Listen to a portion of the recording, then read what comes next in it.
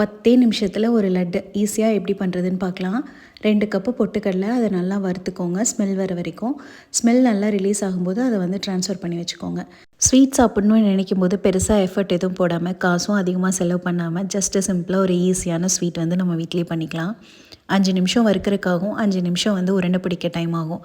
அவ்வளோதாங்க இந்த ரெசிபியோட டைமிங்கே. அதே கப்பில் இன்னொரு கப் வந்து நடக்கல்ல, அதையும் எடுத்து நல்லா அரோமா வர வரைக்கும் வறுத்துட்டு அதையும் இன்னொரு கப்பில் ட்ரான்ஸ்ஃபர் பண்ணி வச்சுக்கோங்க.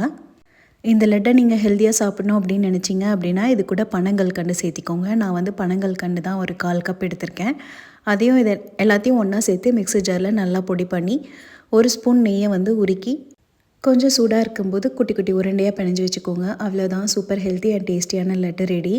உங்கள் கிட்ட பனங்கல்கண்டு இல்லை அப்படின்னா நீங்கள் சர்க்கரை சேர்த்துக்கலாம். நெய் இல்லைனாலும் பரவாயில்ல, சூடான வெதுவெதுப்பான பாலை வந்து கொஞ்சமாக சேர்த்து பிணைஞ்சிக்கோங்க. பால் விட்டிங்க அப்படின்னா லட்டை வந்து 1 வீக் வரைக்கும் வச்சுக்க முடியாது.